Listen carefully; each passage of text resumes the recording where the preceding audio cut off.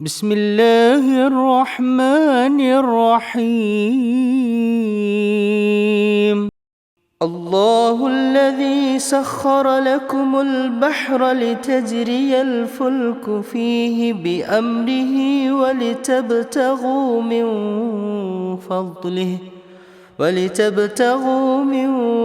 فضله ولعلكم تشكرون.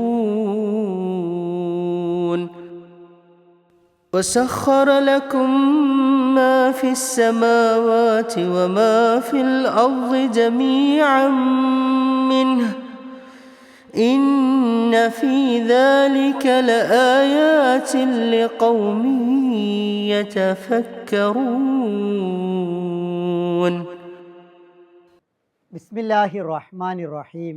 അൽഹംദുലില്ലാഹി റബ്ബിൽ ആലമീൻ. വസ്സലാത്തു വസ്സലാമു അലാ അഷ്റഫിൽ അംബിയായി വഅഫ്ളലിൻ നബിയീൻ മുഹമ്മദിൻ സ്വല്ലല്ലാഹു അലൈഹി വസല്ലം വആലിഹി വസഹ്ബിഹി അജ്മഈൻ. പ്രിയമുള്ള സഹോദരങ്ങളെ, രക്ഷിതാക്കളെ, അല്ലാഹു സുബ്ഹാനഹു വതആല നമ്മോട് കരുണ ചൊരിയുമാറാവട്ടെ.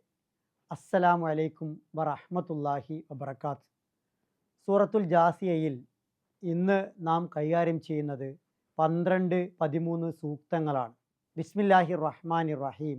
അല്ലാഹു അത്രേ, അല്ലദീ സഖറ കീഴ്പ്പെടുത്തി തന്നവൻ, ലക്കും നിങ്ങൾക്ക്, അൽ ബഹ്റ സമുദ്രത്തെ, ലി തജ്രിയ സഞ്ചരിക്കാൻ, അൽ ഫുൽക്കു കപ്പൽ, ഫീഹി ആ സമുദ്രത്തിൽ, ബി അംരിഹി അവൻ്റെ കൽപ്പന പ്രകാരം, വലി തബ്തഗു നിങ്ങൾ തേടാനും, മിൻ ഫദ്ലിഹി അവൻ്റെ അനുഗ്രഹത്തിൽ നിന്നും, വലഅല്ലക്കും നിങ്ങൾ ആകാനും വേണ്ടി, തഷ്കുറൂൻ നിങ്ങൾ നന്ദി കാണിക്കുന്നവർ.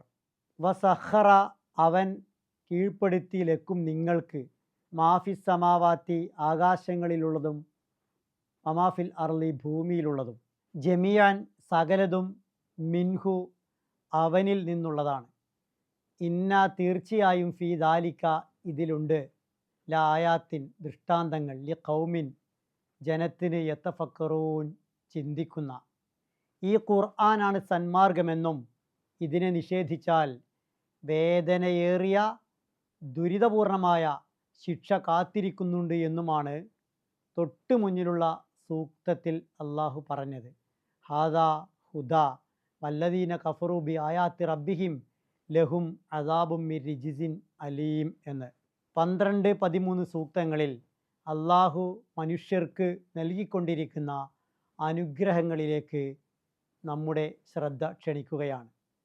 ചിന്തിക്കുന്ന ജനത്തിന് റബ്ബിൻ്റെ റഹ്മത്തിൻ്റെ ധാരാളം അടയാളങ്ങൾ കാണിച്ചു തരുന്ന അനുഗ്രഹങ്ങൾ ഭൂമിയിലുണ്ട്. അള്ളാഹുവോട് ഏറ്റവും നല്ല രൂപത്തിൽ നന്ദി കാണിക്കാൻ വേണ്ടിയാണ് അവന് അനുഗ്രഹങ്ങൾ തന്നത്. അതിലൊരനുഗ്രഹം കടലാണ്. ബഹർ എന്നാണ് കടലിന് പറയുക. 40-ലേറെ തവണ ഈ വാക്കിൻ്റെ ഏകവചന, ദ്വിവചന, ബഹുവചന പ്രയോഗങ്ങൾ വിശുദ്ധ ഖുർആനിൽ വന്നിട്ടുണ്ട്. ഭൂമിയുടെ ഉപരിതലത്തിൽ 70% ഉൾക്കൊള്ളുന്ന വിശാലമായ ജലാശയങ്ങളാണ് കടലുകൾ. കടലിനേക്കാൾ ആഴമേറിയ വലിയ ഭീമാകാരമായ ജലശേഖരങ്ങളാണ് സമുദ്രങ്ങൾ. 5 സമുദ്രങ്ങളുടെ പേര് സാധാരണ പഠിക്കാറുണ്ട്. പസഫിക് സമുദ്രം, അറ്റ്ലാന്റിക് സമുദ്രം, ആർട്ടിക് സമുദ്രം, അന്റാർട്ടിക് സമുദ്രം, ഇന്ത്യൻ മഹാസമുദ്രം.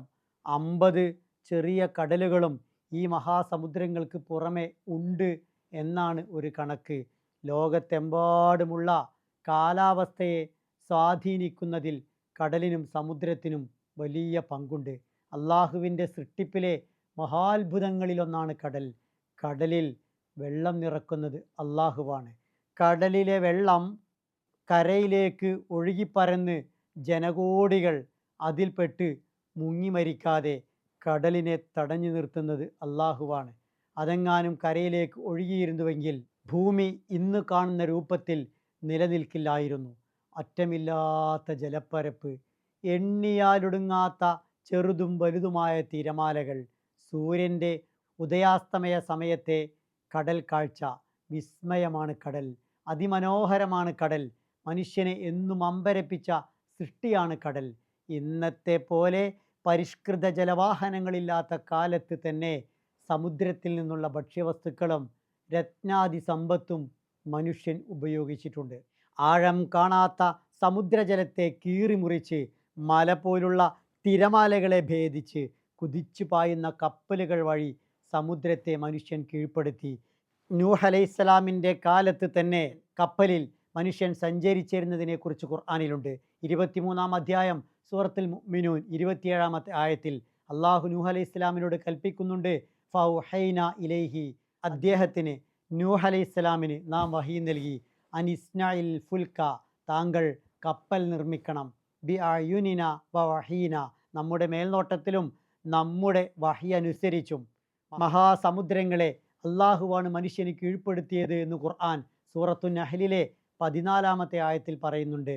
വഹുവല്ലദി സഖറൽ ബഹ്റ, അവൻ തന്നെയാണ് സമുദ്രത്തെ നിങ്ങൾക്ക് വിധേയമാക്കി തന്നവൻ, ലിതഅകുലൂ മിൻഹു ലഹ്മൻ ത്വരിയ, അതിൽ നിന്നും നിങ്ങൾ പുതുമാംസം ഭക്ഷിക്കാൻ വേണ്ടിയാണ്, വതസ്തഖ്രിജൂ മിൻഹു, അതിൽ നിന്നും നിങ്ങൾ പുറത്തെടുക്കാനാണ്, ഹില്യത്തൻ, ആഭരണങ്ങൾ, തൽബസൂനഹ, നിങ്ങൾ ധരിച്ചു കൊണ്ടിരിക്കുന്ന, വതറൽ ഫുൽക മവാഹിറ ഫീഹി, കപ്പലുകൾ അതിലൂടെ വെള്ളത്തെ പിളർത്തിക്കൊണ്ട് സഞ്ചരിക്കുന്നതായി താങ്കൾക്ക് കാണാം, വലിതബ്തഗൂ മിൻ ഫദ്ലിഹി, അള്ളാഹുവിൻ്റെ അനുഗ്രഹത്തിൽ നിന്ന് തേടാൻ വേണ്ടിയാണ്, വലഅല്ലക്കും തഷ്കുറൂൻ, നിങ്ങൾ അള്ളാഹുവോട് നന്ദി കാണിക്കാൻ വേണ്ടിയുമാണ് ഇത്.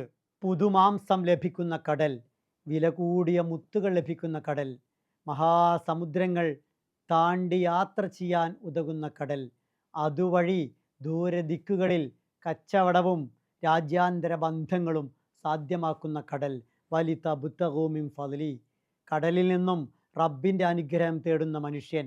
ചരിത്രം കൃത്യമായി രേഖപ്പെടുത്താത്ത കാലം മുതലേ കപ്പൽ വഴി മനുഷ്യൻ കച്ചവടം നടത്തിയിരുന്നു. മത്സ്യബന്ധനം മുഖേന സഹസ്രാബ്ദങ്ങളായി ജനലക്ഷങ്ങൾ ജീവിച്ചുകൊണ്ടേയിരിക്കുന്നു. അതിലും കപ്പലിനുള്ള പങ്ക് വളരെ വലുതാണ്. ആഴക്കടലിൽ നിന്ന് മുത്തുകൾ നേടിയെടുക്കുന്നതിലും കപ്പലിന് പങ്കുണ്ട്. രാജ്യാന്തര വാണിജ്യങ്ങൾ നടക്കുന്നതിലും ചരക്ക് ഗതാഗതങ്ങൾ സുഗമമാക്കുന്നതിലുമെല്ലാം കപ്പലിൻ്റെ പങ്ക് വളരെ വലുതാണ്.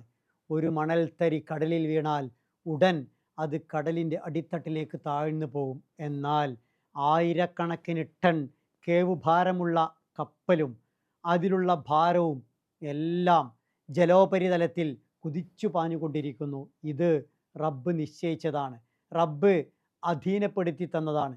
അതാവട്ടെ നിങ്ങളുടെ അഥവാ മനുഷ്യരുടെ ഗുണത്തിന് വേണ്ടിയാണ്. അക്കാരണത്താൽ വലഅല്ലക്കും തഷ്കുറൂൻ, നിങ്ങൾ നന്ദിയുള്ളവരാകണം. അള്ളാഹു നിങ്ങൾക്ക് ഇതെല്ലാം അധീനപ്പെടുത്തി തന്നു എന്നാണ് ഖുർആൻ പറയുന്നത്. അധീനപ്പെടുത്തി എന്നാൽ സ്വതന്ത്രമായി കൈകാര്യം ചെയ്യാൻ അധികാരം തന്നു എന്നല്ല അർത്ഥം. മനുഷ്യൻ്റെ ഉടമസ്ഥതയിലാണ് ഇതെല്ലാം എന്നുമല്ല അർത്ഥം. മറിച്ച് മനുഷ്യൻ്റെ നല്ല രൂപത്തിലുള്ള നിലനിൽപ്പിനും അവൻ്റെ മുന്നോട്ടുള്ള പോക്കിനും അനുയോജ്യമായ പ്രകൃതിയോടെ, പ്രവർത്തനക്രമത്തോടെ, പ്രവർത്തനക്ഷമതയോടെ അള്ളാഹു സംവിധാനിച്ചു എന്നാണ് അർത്ഥം. 13-ാമത്തെ സൂക്തത്തിൽ അള്ളാഹു പറയുന്നത്, വസഖറ ലക്കും മാഫിസ് സമാവാതി വമാഫിൽ അർളി ജമിയ മിൻഹു ഇന്ന ഫി ദാലിക ലആയാതിൽ ലിഖൗമി യതഫക്കറൂൻ, ആകാശങ്ങളിലും ഭൂമിയിലുമുള്ളതെല്ലാം അള്ളാഹു അധീനപ്പെടുത്തി തന്നതാണ്, എല്ലാം അവനിൽ നിന്ന് ഉള്ളതാണ്. നിശ്ചയമായും ഇതിലെല്ലാം ചിന്തിക്കുന്ന ജനങ്ങൾക്ക് പല ദൃഷ്ടാന്തങ്ങളും ഉണ്ട് എന്നാണ്. ആകാശഭൂമികളിലുള്ളതെല്ലാം മനുഷ്യന് കീഴ്പ്പെടുത്തി കൊടുത്തതിനെക്കുറിച്ചാണ് അള്ളാഹു ഈ സൂക്തത്തിൽ പറയുന്നത്. ഉപരിലോകത്ത് വെട്ടം നൽകുന്ന സൂര്യൻ, സൃഷ്ടിവിസ്മയങ്ങളായ ചന്ദ്രനും നക്ഷത്രങ്ങളും എല്ലാം മനുഷ്യന് വേണ്ടി അള്ളാഹു കീഴ്പ്പെടുത്തി. മലകളും മരങ്ങളും പുഴകളും സമതലങ്ങളും താഴ്വരകളും മൃഗങ്ങളും പക്ഷികളും എല്ലാം ഭൂമിയിൽ മനുഷ്യൻ്റെ ഗുണത്തിനായി അവന് അധീനപ്പെടുത്തി കൊടുത്തത് അള്ളാഹുവാണ്. മനുഷ്യൻ്റെ ജീവിതത്തിന് ആവശ്യമായതെല്ലാം ഒരുക്കി കൊടുത്തത് അള്ളാഹുവാണ്. മനുഷ്യൻ്റെ നിലനിൽപ്പിന് അവൻ്റെ പുരോഗതിക്ക് വേണ്ടതെല്ലാം സജ്ജീകരിച്ചു കൊടുത്തത് അള്ളാഹുവാണ്. ഖുർആൻ 9 സ്ഥലങ്ങളിൽ നിങ്ങൾക്ക് വേണ്ടി അള്ളാഹു കീഴ്പ്പെടുത്തിയെന്ന് അധീനപ്പെടുത്തിയെന്ന് വിവിധ സംഗതികളെക്കുറിച്ച് പറയുന്നുണ്ട്. ഒരു വസ്തുവിനെ ഒരാൾക്ക് കീഴ്പ്പെടുത്തി കൊടുക്കുന്നതിന് 2 രൂപങ്ങളുണ്ട്. ഒന്ന് ആ വസ്തുവിനെ ആജ്ഞാനുവർത്തിയാക്കുക, ഇഷ്ടത്തിനനുസരിച്ച് കൈകാര്യം ചെയ്യാൻ അധികാരം നൽകുക എന്നതാണ്. വായു, വെള്ളം, മണ്ണ്, അഗ്നി, സസ്യങ്ങൾ, ഖനിജങ്ങൾ, കാലികൾ ഇവയൊക്കെ ഈ രൂപത്തിൽ കീഴ്പ്പെടുത്തിയതിന് ഉദാഹരണങ്ങളാണ്. കീഴ്പ്പെടുത്തലിൻ്റെ രണ്ടാം രൂപം ഒരു വസ്തുവിൽ നിന്ന് മനുഷ്യന് ഗുണകരമാകുന്ന, മനുഷ്യന് നേട്ടമാകുന്ന നിയമങ്ങളും ചട്ടങ്ങളും ഉണ്ടാക്കുക. ഇത്തരം വസ്തുക്കൾ മനുഷ്യന് സ്വന്തം ഇഷ്ടപ്രകാരം കൈകാര്യം ചെയ്യാനാവില്ല, എന്നാൽ അവ മനുഷ്യന് പല ഉപകാരങ്ങളും നൽകും. ഈ രൂപത്തിലുള്ള കീഴ്പ്പെടുത്തലാണ് സൂര്യചന്ദ്രാദികളെ, നക്ഷത്രങ്ങളെ അള്ളാഹു മനുഷ്യന് കീഴ്പ്പെടുത്തി എന്ന് പറയുമ്പോൾ ഉദ്ദേശിക്കുന്നത്. ജമിയ മിൻഹു, എല്ലാം റബ്ബിൽ നിന്നാണ് പിന്നീട് അള്ളാഹു പറയുന്നത്. റബ്ബാണ് എല്ലാറ്റിൻ്റെയും മാലിക്ക് അഥവാ ഉടമസ്ഥൻ, മുദബ്ബിർ നിയന്ത്രകൻ, ദാതാവ്. അവനാണ് എല്ലാം, അവൻ്റേതാണ് എല്ലാം, എല്ലാം അള്ളാഹുവിൻ്റെ മാത്രം. ഇന്ന ഫീ ദാലിക ലആയാത്തിൽ ലിഖൗമി യതഫക്കറൂൻ. ഇതിനെക്കുറിച്ച് ചിന്തിക്കാൻ സമയം കണ്ടെത്തിയാൽ അള്ളാഹുവിൻ്റെ കഴിവിൻ്റെ പൂർണ്ണതയും സൃഷ്ടിപ്പിൻ്റെ ഭദ്രതയും ഔദാര്യത്തിൻ്റെ അപാരതയും നിയന്ത്രണത്തിൻ്റെ കണിശതയും ഏകത്വത്തിൻ്റെ പൂർണ്ണതയും എല്ലാം മനസ്സിലാകും.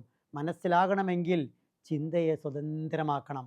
കണ്ണുകൊണ്ടല്ല, അകക്കണ്ണിൻ്റെ വെളിച്ചം കൊണ്ട് കാണണം. ചിന്തയിലൂടെ പടച്ചവനെ കണ്ടെത്തണമെന്ന് ഖുർആൻ വിവിധയിടങ്ങളിൽ പറയുന്നുണ്ട്. ചിന്തയെ ഇത്രയേറെ പ്രോത്സാഹിപ്പിച്ച മറ്റൊരു ഗ്രന്ഥമില്ല തന്നെ. അള്ളാഹുവെക്കുറിച്ച് ചിന്തിച്ച് അവനിലേക്ക് എത്തിച്ചേരുകയും അങ്ങനെ അവന് കീഴ്പ്പെട്ട് ജീവിക്കുകയും വേണം. അത്തരം വിശ്വാസികളിൽ അള്ളാഹു സുബ്ഹാനഹു വ തആല നമ്മയെല്ലാം ഉൾപ്പെടുത്തി അനുഗ്രഹിക്കുമാറാവട്ടെ.